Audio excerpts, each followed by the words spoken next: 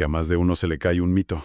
Damos la bienvenida a quienes nos acompañan a este nuevo análisis a fondo de nuestras fuentes. Hoy vamos a adentrarnos en uno de los mayores espejismos históricos o genialidades absolutas del mundo marcial. Vamos a intentar resolver una controversia enorme. ¿Es realmente el Daitoryu Aikijujutsu un Koryu, es decir, una escuela marcial antigua y tradicional como tantos afirman? A ver, para la audiencia que a lo mejor lleva años sudando en un tatame defendiendo a capa y espada ese linaje antiguo, descubrir la verdad puede ser un shock cognitivo tremendo. Yo estoy seguro de que es un tema delicado. Claro, levantan pollas. Exacto. Esa es precisamente la frontera donde la mitología romántica y la historia documentada chocan de frente.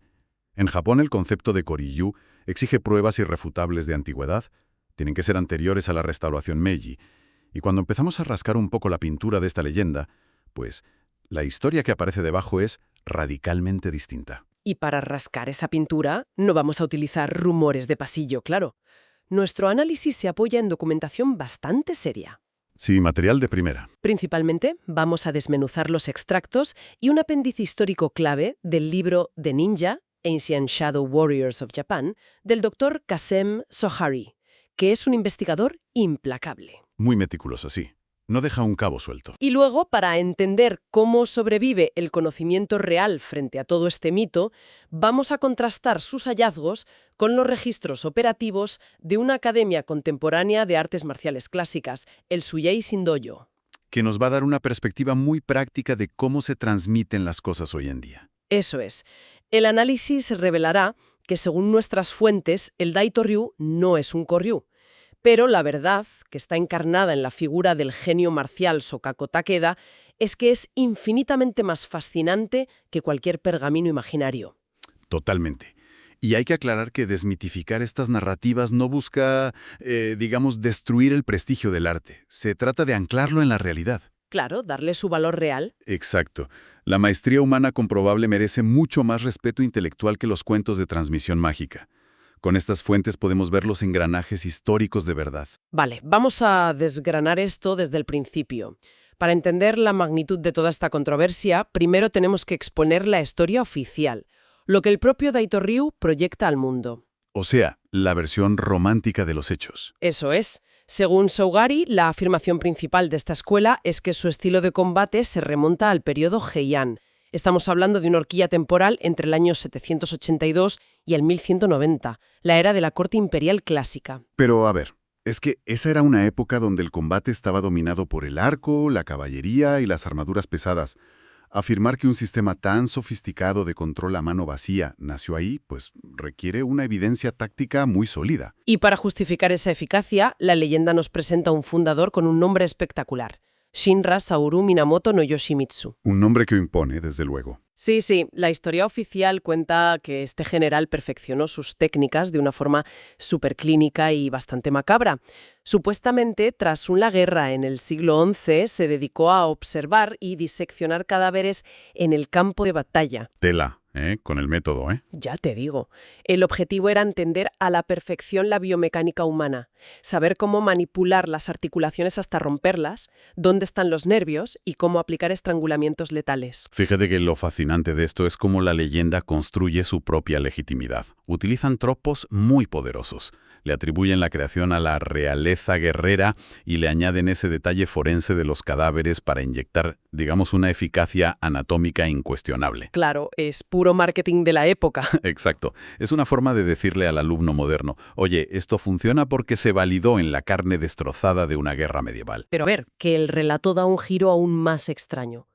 Supuestamente, todo este sistema anatómicamente perfecto se transmitió en secreto absoluto dentro del feudo de Aizu. Y la fuente señala un detalle muy peculiar sobre el nombre. Sí, lo de los Shikiuchi. Eso es. No lo llamaban sistema de aniquilación ni nada parecido. Lo transmitieron bajo el nombre de Oshiki-uchi. Y según los textos, esto se refiere más bien a las normas de protocolo y etiqueta que los señores debían respetar dentro del castillo. Utilizaban los modales de la corte como tapadera. Es una justificación curiosa. Muy de película de espías. Totalmente. La lógica que nos venden es que, como a los invitados a veces se les obligaba a dejar las armas en la puerta, estas técnicas letales a corta distancia se practicaban escondidas a plena vista. como si fuera simple protocolo. Y así, supuestamente, el secreto viajó en las sombras durante siglos hasta llegar a finales del siglo XIX a manos de Sokaku Takeda. A ver, es una narrativa preciosa, pero la memoria humana tiene límites. Exacto. Yo siempre lo comparo con esto. Es como si alguien afirmara que su familia ha mantenido en secreto la receta de un pastel de bodas imperial durante 800 años. Sin que nadie más lo pruebe, sin escribirlo en un libro de cocina, sin una sola panadería registrada. Y de repente aparece alguien en 1890 y te dice, mira, es idéntico al del emperador. Tal cual. Y aquí Zongari da un dato que me parece demoledor. La historia oficial afirma que el Daito Ryu consta de más de 2000 técnicas. ¿2000? Es una locura. Es que, ¿cómo es humanamente posible que un cerebro transmita fielmente 2000 manipulaciones articulares a lo largo de 30 generaciones? De forma puramente oral, sin que se pierda o se degrade la información. Bueno, la respuesta corta es que es mecánicamente imposible. La transmisión oral secreta de semejante enciclopedia desafía todas las leyes de la antropología. Hace aguas por todas partes. Completamente. En las escuelas que sí son genuinamente antiguas, su supervivencia dependía siempre de los makimono, los rollos de pergamino, y claro, de una transmisión continua y documentada de maestro a discípulo. Claro, necesitas un ancla física. Eso es. Sin un registro físico, el conocimiento corporal humano muta por naturaleza. Mantener 2000 formas inalteradas sin un solo papel es el rasgo definitorio de un mito, no de historia real. Los registros antiguos. Y aquí, la lupa de Zougari quema el mito por completo. Él revela un hallazgo clave. No hay ni una sola mención en la historia de Japón a los términos Aiki-Jujutsu o Daito-Ryu antes de la restauración Meiji de 1868. Nada. Cero. Y ese vacío documental es ensordecedor. Para que quienes nos escuchan se hagan una idea, los investigadores tienen acceso a archivos inmensos de clanes samurái de la misma región. Escuelas genuinamente antiguas como el Higen-Ryu tienen líneas de sangre súper documentadas. O sea que dejaron huella administrativa. Claro, tienen manuales tácticos y diplomas desde el siglo XV o XVI. Pero el Daito-Ryu simplemente no existe en el ecosistema histórico antes de finales del siglo XIX. Pero, a ver, pongámonos en el lado escéptico. ¿No podría ser un caso extremo de paranoia feudal? Zougari menciona ese culto al secreto. ¿No podrían haber escondido sus pergaminos en un cofre para evitar que los espías robaran su técnica? Bueno, es un argumento clásico, sí. Pero si miramos el panorama general, la respuesta no está en los papeles ocultos. Está en la biomecánica visible del arte. Fíjate, eso me parece fascinante. Es que la forma en que se mueve el cuerpo revela en qué época se diseñó. Zougari explica el contexto de la era Meiji, que fue un cataclismo para la clase guerrera. Con la modernización, se emitió el edicto Aitorei en 1876, y esto prohibió a los samuráis llevar sus espadas dobles por la calle. Un trauma psicológico y táctico masivo, me imagino. De repente, la élite militar va desarmada por Tokio. Una vulnerabilidad total. Y claro, eso generó una explosión de nuevas escuelas enfocadas en la autoprotección a mano vacía. Y aquí está la clave biomecánica que decíamos. Las artes diseñadas para el campo de batalla antiguo lidiaban con armaduras pesadas. O sea, no puedes hacer palancas finas contra un guantelete de hierro. Exacto, te lo rompen. En los sistemas antiguos usaban derribos lineales y aplastantes, pero el Daito-Ryu, en cambio, tiene luxaciones finas de muñeca y controles que solo funcionan bien contra alguien vestido con ropa de calle. Ropa civil de la era Meiji. El diseño delata su verdadera edad. Es como encontrar un carruaje en un museo que dice ser del siglo XIV, miras debajo y ves neumáticos de caucho. Pues no cuadra. Muy buena analogía, sí. La arquitectura de las técnicas grita que fueron concebidas en el siglo XIX. ¿Y si nacieron en las calles de la era Meiji? Alguien tuvo que inventarlo. Un arquitecto de carne y hueso. Y ese hombre es el epicentro de esta historia. Sokaku Takeda. Una figura que eclipsa casi cualquier ficción, la verdad. Un individuo cuya psicología estaba totalmente desalineada con la modernidad de su época. Es que las fuentes trazan un perfil de Takeda que da un poco de miedo. Vivió entre 1860 y 1943. Físicamente era bajito, medió 1,50 m, pero Zougari lo describe como un combatiente nato con una mirada feroz. Y una desconfianza clínica. Era un hombre que en pleno siglo XX preparaba su propio té y se negaba a comer alimentos cocinados por otros porque vivía aterrorizado de que lo envenenaran. Madre mía, Esa paranoia demuestra que su mente seguía en el brutal periodo Sengoku, mientras Japón ya instalaba telégrafos. Takeda no practicaba para la iluminación espiritual, ¿eh? Practicaba para aniquilar amenazas reales e imaginarias. Pero lo que demuele la ilusión del linaje antiguo es su currículo real. Nunca recibió un Menkyo Kaiden, el diploma de maestría absoluta, en ningún estilo antiguo de Jujutsu. Zorhari investigó a fondo. Shokaku aprendió sumo, manejo de lanza con su padre, y donde realmente alcanzó un nivel aterrador fue en el Kenjutsu. Dominó la espada en 1877. Y ese detalle de la espada es la piedra roseta de todo este misterio.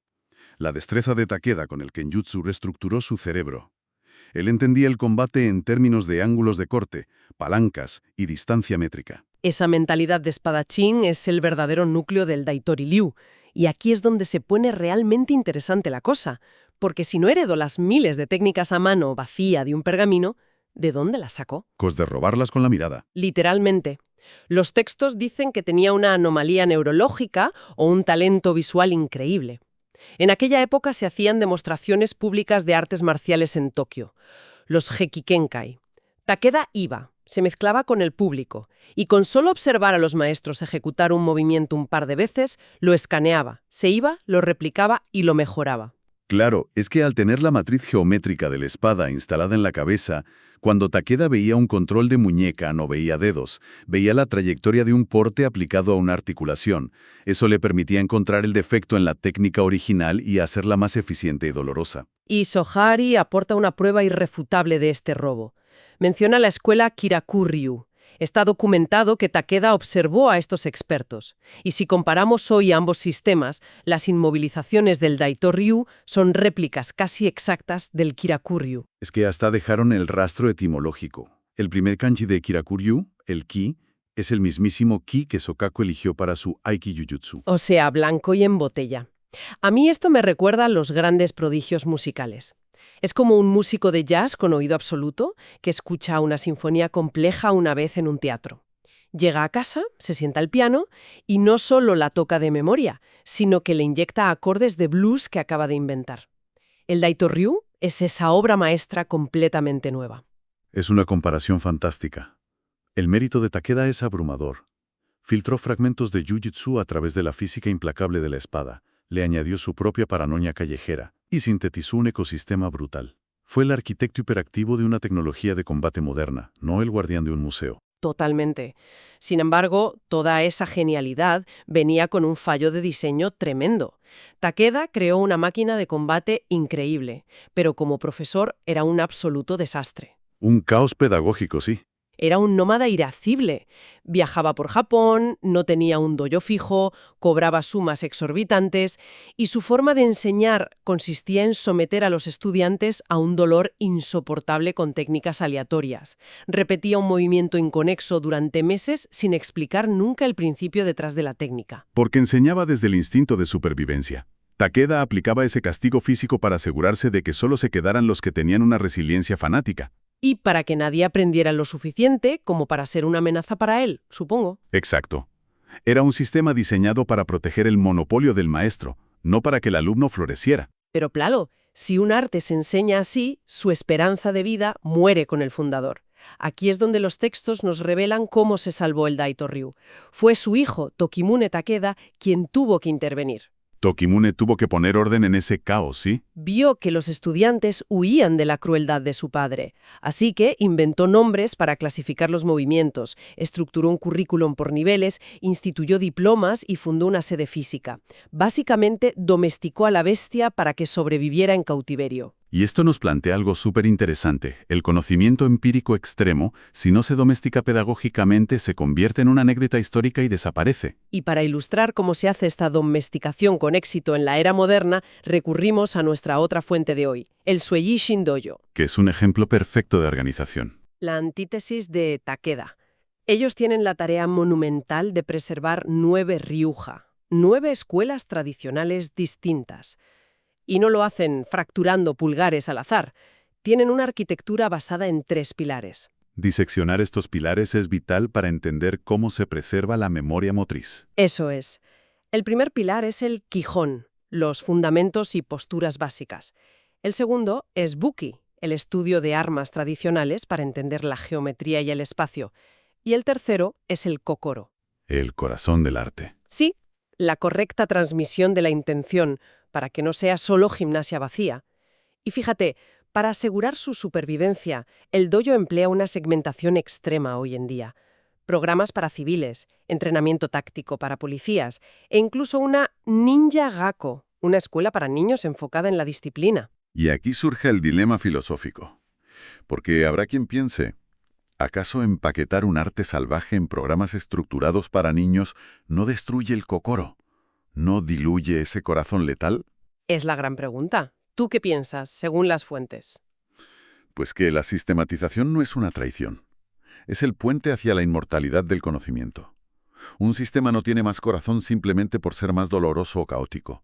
El verdadero kokoro sobrevive si los principios geométricos y estratégicos pueden ser decodificados por un estudiante 100 años después, de forma segura. O sea, construyeron el recipiente para que el agua no se evaporara. Exactamente. Me parece una visión fascinante. Bueno, para recapitular esta exploración de hoy, hemos levantado las piedras del mito, apoyándonos en el vacío de registros históricos antes de 1868 y analizando la biomecánica y la biografía de su fundador. La conclusión es clara. El Daito-ryu no es un koryu milenario. No lo es. Es una obra maestra esculpida en la era Meiji por la mente prodigiosa, el dominio de la espada y la asimilación visual de Shokaku Takeda. Lo cual, sinceramente, eleva a Takeda a la categoría de los mayores innovadores tácticos de la historia de Japón. Totalmente de acuerdo. Y la razón por la que esto nos debe importar trasciende las artes marciales. Nos habla de cómo valoramos el conocimiento. La legitimidad de algo no viene de adornarlo con siglos de antigüedad o pergaminos perdidos. Su valor real está en su eficacia presente, claro. Y en la inmensa creatividad humana. Pensar que un hombre aterrorizado de 1,50 m ensambló todo esto en Tokio hace apenas un siglo le da al arte una humanidad vibrante y real. Nos exige respetar la técnica por lo que hace hoy, no por los títulos nobiliarios inventados de sus supuestos ancestros. Eso es. Y para cerrar, nos gustaría dejar a quienes nos escuchan con un pensamiento provocativo. Pensemos en las narrativas que sostenemos en nuestras propias vidas o disciplinas. Si la comunidad aceptara plenamente que muchas de las tradiciones que veneran son en realidad invenciones modernas brillantes, ¿acaso eso destruiría la mística? Es una reflexión potente. O tal vez nos liberaría para admirar el genio contemporáneo.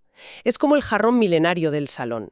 Si alguien descubre que en realidad fue horneado en el siglo XIX, pero su simetría es la obra artesanal más perfecta concebida jamás, ¿vale menos por ser más joven? ¿O es el momento de arrancar la etiqueta falsa y admirar por fin al verdadero artista?